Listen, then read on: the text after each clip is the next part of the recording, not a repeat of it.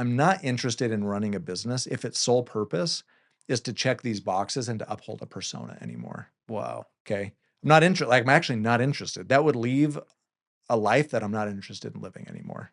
So I said, well, what would be interesting to me? And I'm like, what if I could teach and share these principles that are working for me with the people in the business? And this could be as much about helping people grow personally and professionally and financially while they work Mm. at Disruptive.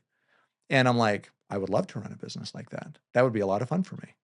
And what are our values? What are the clients that would give us energy to work on? So it started leading and guiding a lot of those decisions that I would make. Um, Even to COVID, even though we'd grown to 20-25 million a year in revenue, we're doing fantastic. COVID happened, and life's a good teacher, man, because all of a sudden you think, oh, I've made all these changes and now I'm in a good spot. Well, it's like, dude, this game doesn't end. Yeah. Like it is the endless game of life, the endless game of business. And I was when COVID happened, I found myself feeling, oh man, I wish that got worse.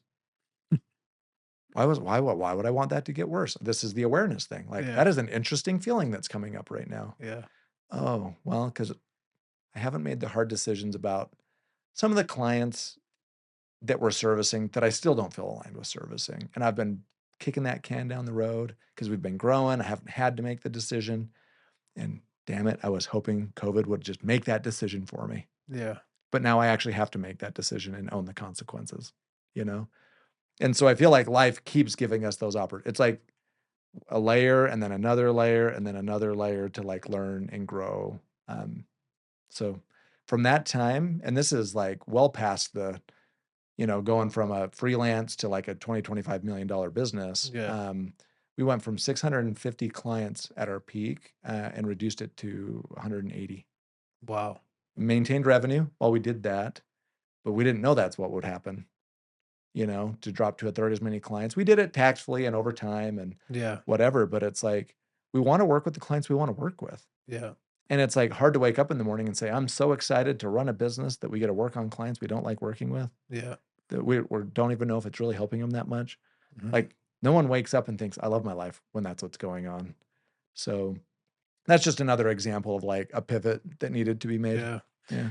So how did you maintain revenue with that pivot? Well, when you focus on fewer clients, you grow those clients more. And so our average, we tend to track things in like monthly recurring revenue for our clients. Yeah. And we went almost 3 to 4x our monthly average revenue that we were getting for per client. And that's what offset having a third as many as that we used to. So those were performance deals. Performance deals or just starting to close larger deals. And when we'd close a larger deal, remove a few more small ones and kind of Got it. just slowly sift through and recreate the book of Yeah. business. Yeah, it's beautiful. That realization of you saying, "I'm not interested in running a business for this purpose anymore."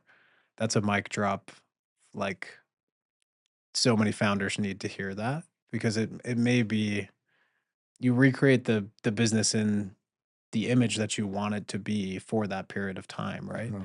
And it's totally possible, but you're getting a completely different thing out of it, even though on the outside it may look the same, Yeah. right? And dude, those moments, it's like it's hard to even communicate with words how scary those decisions feel Mm, because it will impact employees, it will impact clients, it will impact revenue. You don't know how it's going to work out. So the risk of pivoting your business to something that feels more authentic and energy giving is hella risky. mm, But then the other question I would ask is, what's the risk if you don't?